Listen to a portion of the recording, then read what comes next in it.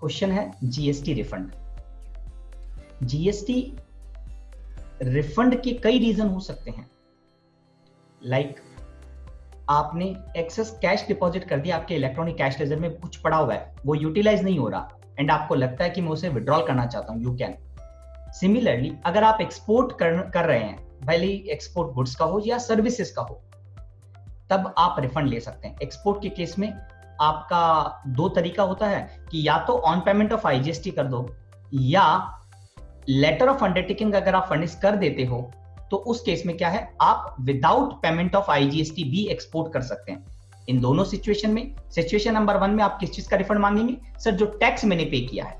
Situation number 2 जहां पे आप एलयूटी के माध्यम से आप एक्सपोर्ट करते हैं, तो आप किस चीज का रिफंड मांगेंगे? अनयूटिलाइज एक्यूमुलेटेड आईटीसी का, इनपुट टैक्स क्रेडिट का। सेम प्रोविजन एप्लीकेबल होगा स्पेशल इकोनॉमिक जोन एसईजेड को अगर मैं सप्लाई करता हूं, एसईजेड डेवलपर या एसईजेड यूनिट को। इंपॉर्टेंट बात एक है, अगर आप इनपुट टैक्स क्रेडिट का रिफंड लेना चाहते हैं तो सेक्शन 54 सबसेक्शन 3 दो सिचुएशन ऐसे बताता है जिसमें आप एंटाइटल हैं रिफंड के लिए। सिचुएशन नंबर 1 जो हम ऑलरेडी डिस्कस कर चुके हैं, स्पेशल इकोनॉमिक जोन या एक्सपोर्ट, कंबाइंडली इनको हम क्या कहते हैं? Zero rated supply. तो ITC accumulated on account of the zero rated supply, क्योंकि आप एलयूटी के थ्रू एक्सपोर्ट या एसईजेड को सप्लाई कर रहे हैं। Situation number 2 very very important, अगर आपकी इनपुट की रेट ज्यादा है और आउटपुट की टैक्स रेट कम है, उस केस में भी आपको रिफंड दिया जाएगा। बट किस केस में? इस केस को हम, इस सिचुएशन को हम क्या बोलते हैं? Inverted duty structures. One more situation, अगर मैं डीम्ड एक्सपोर्ट करता हूं, डीम्ड एक्सपोर्ट क्या होता है? सर एक सेक्शन है 147 रीड विद नोटिफिकेशन 48, इसमें लिखा गया कि 4 ऐसी सिचुएशन है जिसको मैं डीम्ड एक्सपोर्ट कहता हूं। सिचुएशन नंबर 1 एडवांस ऑथराइजेशन के अगेंस्ट में मैं कोई सप्लाई कर रहा हूं। Number 2 EPCG licence, export promotion capital goods scheme के अगेंस्ट में मैं अगर कोई कैपिटल गुड्स की सप्लाई कर रहा हूं, ईओयू को सप्लाई कर रहा हूं, एक्सपोर्ट ओरिएंटेड यूनिट को, या अगर कोई बैंक या पब्लिक सेक्टर अंडरटेकिंग है वो गोल्ड की सप्लाई कर रहे हैं अगेंस्ट एडवांस ऑथराइजेशन। तो डीम्ड एक्सपोर्ट की सप्लाई कर रहे हैं, मान लो मैं आपको सप्लाई कर रहा हूं, इस केस में क्या है? रिफंड मैं भी अप्लाई कर सकता हूं या चाहे तो आप भी अप्लाई कर सकते हैं। कुछ डिक्लेरेशन या फॉर्मेलिटी होती है। नॉर्मली रिफंड एप्लीकेशन आरएफडी 01 होता है। किस केस में रिफंड एप्लीकेशन की रिक्वायरमेंट नहीं होती? सिर्फ एक सिचुएशन ऐसी होती है। कौन सी है वो सिचुएशन? वो सिचुएशन है अगर आप एक्सपोर्ट ऑफ गुड्स कर रहे हैं on payment of IGST, sir no refund application is required. Why sir? Because there is one custom portal जिसको हम क्या कहते हैं? सर आइसगेट, ICEGATE, और एक हम जीएसटी का पोर्टल होते हैं जिसमें हम अपनी जीएसटी रिटर्न को सबमिट करते हैं। तो आइसगेट और जीएसटी पोर्टल से डेटा मैच होगा। अगर ये डेटा मैच हो जाता है तो automatic refund would be initiated. Otherwise आपको आरएफडी 01 में फाइल करना पड़ेगा। एक मास्टर सर्कुलर 125 जो ऑनलाइन एप्लीकेशन की बात करता है कि क्या क्या डॉक्यूमेंट सबमिट करने, किस तरीके से सबमिट करने, everything has been clarified by the government by CBIC in the circular 125। So ये समराइज्ड व्यू हो गया। डिटेल अगर जानना चाहते हैं तो आप हमें कांटेक्ट कर सकते हैं या हमारे कोई भी कोर्स को ज्वाइन कर सकते हैं।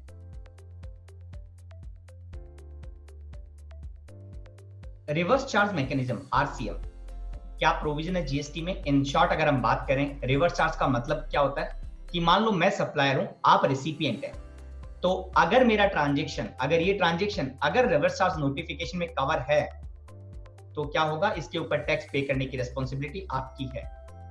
मैं टैक्स नहीं पे करूंगा, आप खुद टैक्स पे करेंगे। इस बात से कोई फर्क नहीं पड़ता जो मैं सप्लायर हूं, भले मैं रजिस्टर्ड हूं या अनरजिस्टर्ड हूं। यहां पे आपको ध्यान रखना होगा कि अगर मैं सीजीएसटी की बात करता हूं, section 9 subsection 3 and section 9 subsection 4 of the CGST act, इसमें रिवर्स चार्ज के प्रोविजन के बारे में बात की गई है। सिमिलरली अगर मैं आईजीएसटी के नोटिफिकेशन की बात करूं, 53 और 54 है। लेट्स टेक वन एग्जांपल, से आई एम एन जीटीए और I am an advocate and providing the service to you, you are a business entity और सर्टेन स्पेसिफाइड कैटेगरी। इंपॉर्टेंट बात ध्यान रखना हमेशा, आरसीएम हर केस में एप्लीकेबल नहीं होता। आरसीएम का जो भी नोटिफिकेशन है, क्या कैटेगरी ऑफ सर्विसेज है या गुड्स है, क्या पर्टिकुलर नेचर है सप्लायर का, कैटेगरी ऑफ सप्लायर क्या है और कैटेगरी ऑफ रेसिपिएंट क्या है, वहां पे वो बातें लिखी रहती है।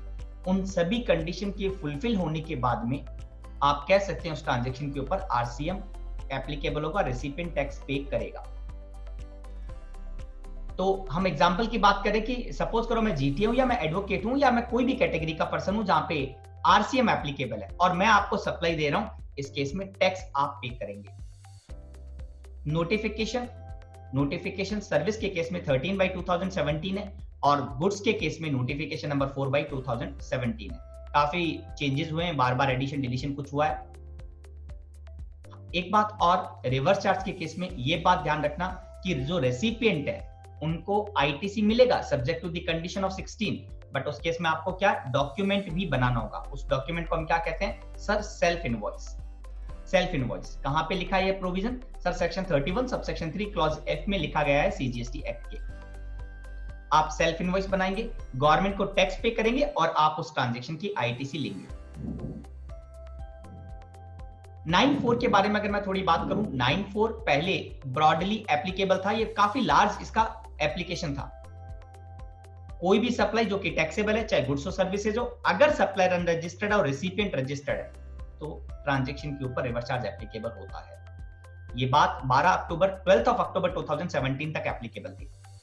उसके बाद में 9(4) बार बार पोस्टपोन होता गया and again the major changes has been happen with on 1st of Feb 2019 with GST Amendment Act 2018 and उसके लिए नोटिफिकेशन जो आया वो 1st of April 2019 से एप्लीकेबल है।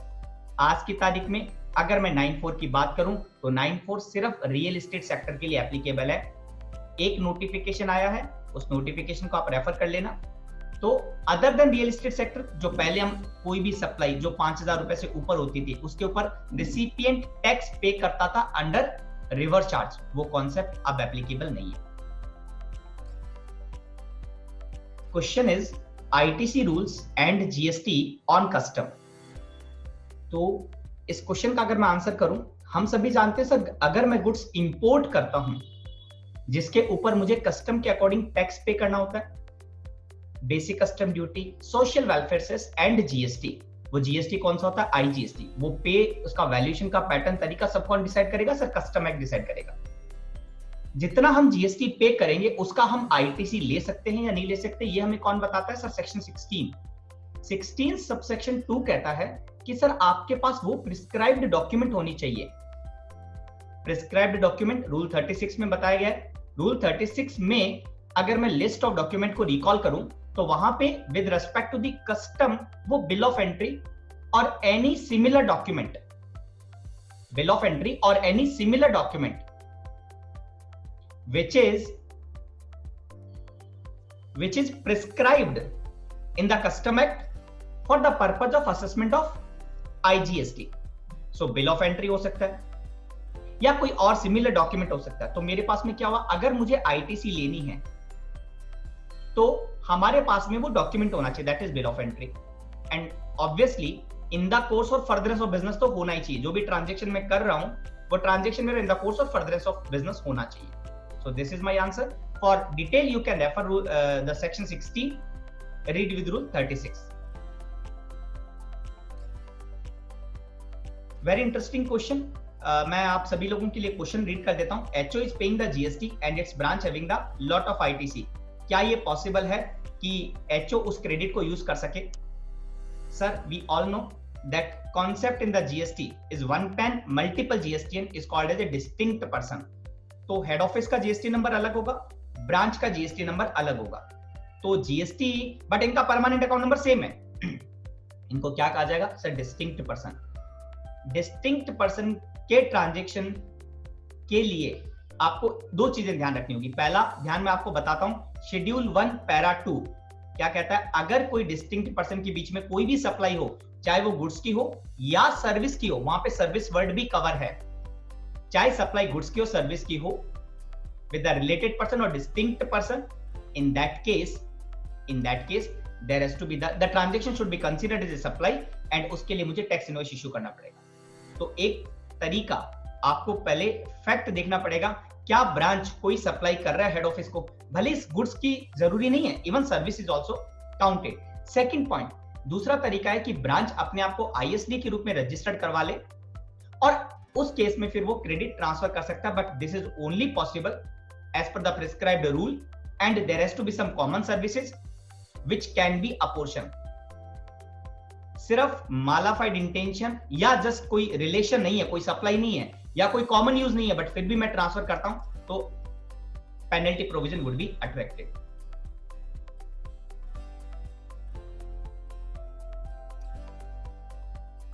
क्वेश्चन है advance ruling provision in the GST. क्या होता है एडवांस रूलिंग? एडवांस रूलिंग का मतलब होता है एक डिसीजन जो कि दिया है by authority, advance ruling authority या appellate authority of the advance ruling. In short we can say AAR और AAAR टू एन एप्लीकेंट। मतलब सपोज करो आप एप्लीकेंट है और मैं एडवांस रूलिंग अथॉरिटी हूं या अपीलेट अथॉरिटी हूं ऑफ एडवांस रूलिंग, तो आपने मुझसे कोई क्वेश्चन पूछा जिसका मैं आपको डिसीजन बता रहा हूं, that is called the advance ruling. Question कौन से पूछ सकते हैं? क्या सभी क्वेश्चन पूछ सकते हैं? Answer is no. कौन कौन से क्वेश्चन को आप पूछ सकते हैं एडवांस रूलिंग के सामने? तो वो क्वेश्चन दिए गए हैं सेक्शन 97 में और अपीलेट अथॉरिटी से सेक्शन 100 में लिस्ट दी हुई है। ब्रीफ में अगर बात करूं, सेक्शन 97 टॉक्स अबाउट अगर आपको क्लासिफिकेशन में कोई डाउट है, अगर आपको किसी नोटिफिकेशन की एप्लीकेबिलिटी में डाउट है, time of supply, value of the supply, आप जो ट्रांजैक्शन कर रहे हैं वो सप्लाई है या नहीं है, क्या आपको रजिस्ट्रेशन लेने की रिक्वायरमेंट है, इन सभी क्वेश्चन के रिगार्ड में आप एप्लीकेशन फाइल कर सकते हैं by making the payment of 5000 CGST and 5000 SGST। Total 10,000 आपको फीस देनी पड़ेगी और एप्लीकेशन सबमिट होगी। ARA01 ऑनलाइन एप्लीकेशन सबमिट होगी। इंपॉर्टेंट पॉइंट है, अगर आपको डाउट है प्लेस ऑफ सप्लाई के रिगार्ड में तो आप एडवांस रूलिंग के लिए अप्लाई नहीं कर सकते। नेक्स्ट, और कब आप अप्लाई नहीं कर सकते? सपोज आप कोई ट्रांजैक्शन पास्ट में कर चुके हैं, अब वो ट्रांजैक्शन करंट में या फ्यूचर में नहीं करने वाले, so the transaction which is already been executed completed, उसके लिए भी आप एप्लीकेशन फाइल नहीं कर सकते। ये ऐसा क्यों बोल रहा हूं?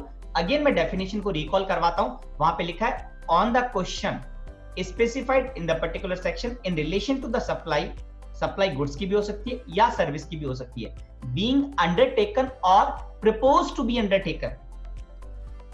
अंडरटेकन अगर मैं करंटली सप्लाई कर रहा हूं या करने वाला हूं, उसी के केस में मैं एप्लीकेशन फाइल कर सकता हूं। एडवांस रूलिंग का डिसीजन क्या सभी के ऊपर एप्लीकेबल होता है? इसका आंसर सेक्शन 103 में दिया गया है। सर, एडवांस रूलिंग का जो डिसीजन होता है वो दो लोगों के ऊपर एप्लीकेबल होता है। फर्स्ट जो एप्लीकेंट होते हैं और सेकंड जो उस एप्लीकेंट के जुरिस्डिक्शनल ऑफिसर है। उसी मैटर में, उसी पर्टिकुलर केस में, उसी एसएससी या उसके ऑफिसर के ऊपर एप्लीकेबल है।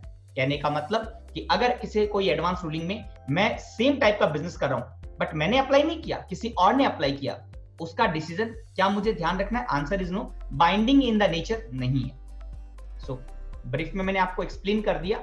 अगर आपकी कोई फर्दर क्वेरी है तो आप हमें पूछ सकते हैं और अगर आप डिटेल में जानना चाहते हैं तो आप हमारे जीएसटी सर्टिफिकेट कोर्स को ज्वाइन कर सकते हैं। Thank you very much.